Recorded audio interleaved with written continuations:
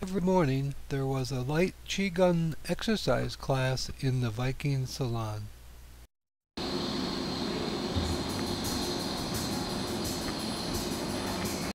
For lunch and dinner you ordered off of a menu, but for breakfast they offered a generous buffet. But you could order specialty dishes like omelets and eggs Benedict, which I often did.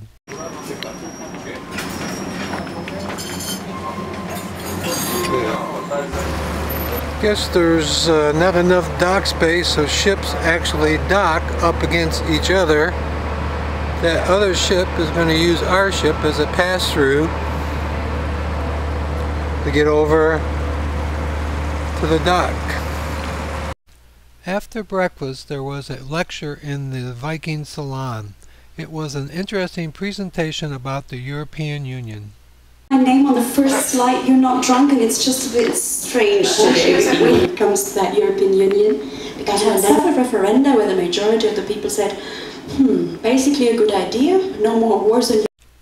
We then had a walking tour of Passau. With its unique charm and atmosphere, it is one of the most beautiful German cities on the Danube. And with our QuietVox tour earphones, there were no worries about missing any interesting detail during our guided walking tour. The comfortable earpiece allowed us to hear our guide's comments no matter where we were standing.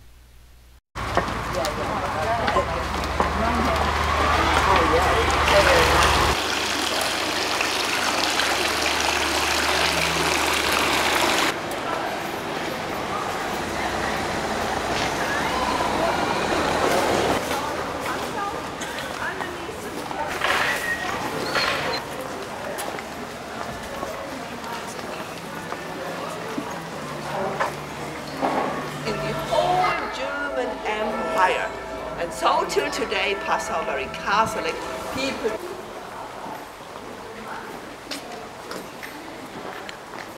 Passau is a real paradise for people who love to do walking or cycling tours due to its unique situation at the rivers Danube, Inn, and Ilz.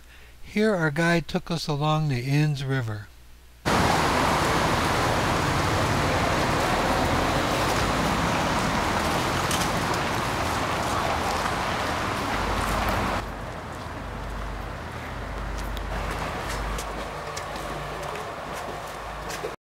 We continued our walking tour of the old city and headed towards the town hall. You see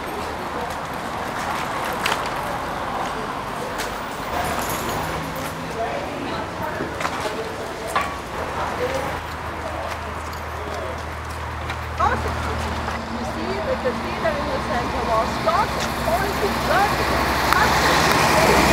and now we come also to a beautiful lady, the most beautiful. There are markers on the buildings for the numerous floods that were caused by the three rivers. Some of the markers date back to the 16th century. But dear guests, sometimes we have 6 weeks of rain. Soil is full like a sponge, can't absorb water, and in spite of... We then entered the Gothic town hall.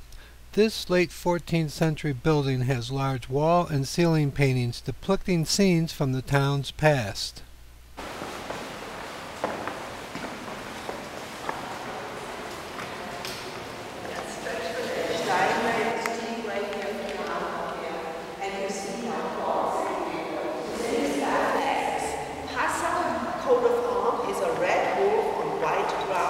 The walking tour ends at St. Stephen's Cathedral. The organ in this Baroque church is the world's largest cathedral organ, with over 17,000 pipes.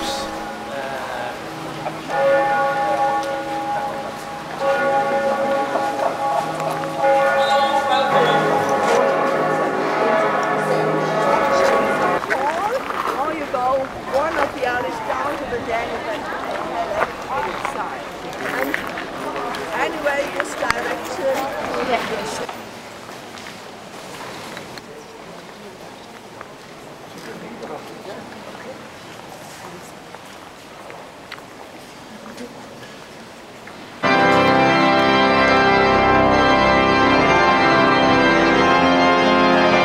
When the tour ended, my new friends Fran and Mike and I decided to stop and have a local brew before heading back to the ship. Car coming?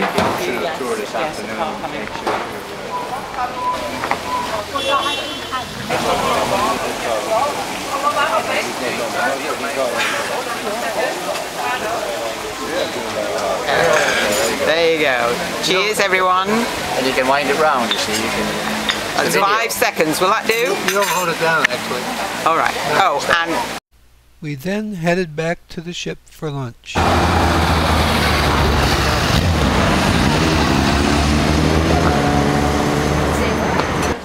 So Gary, when you travel, do you usually take tours or do you do it on your own? Half and half.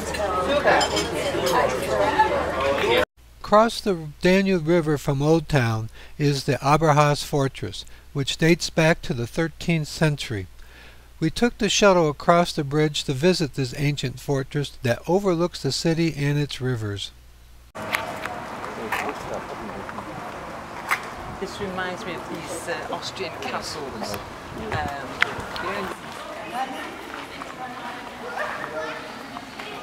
Inside the fortress you will find outstanding expositions documenting the history and art history of Passau and its surroundings.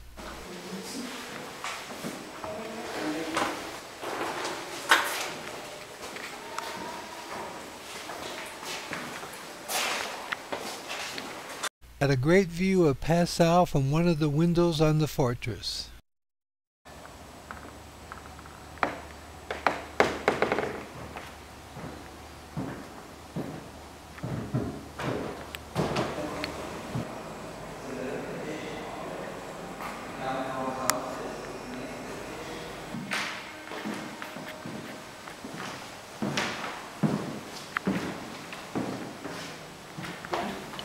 To get the panorama, you got to go in that direction, but down.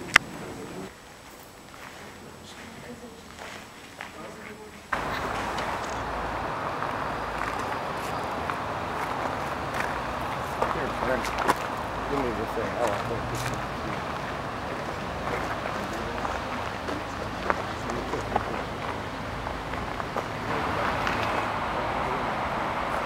You get the pictures?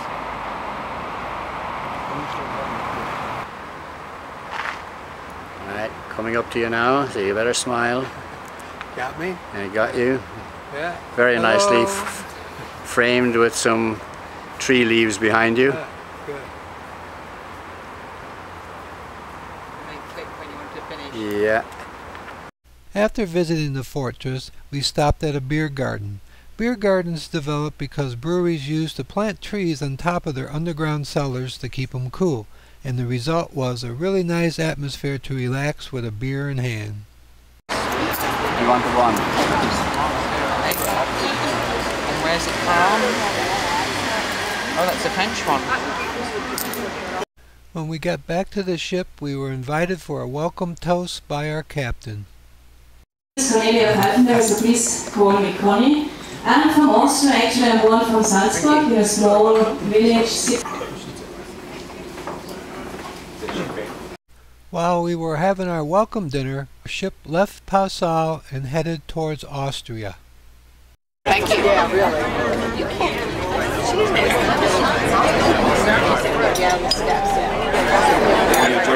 I hope you will enjoy it. I want to give you some basic information.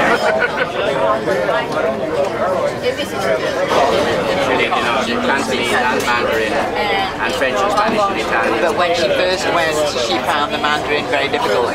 Very difficult.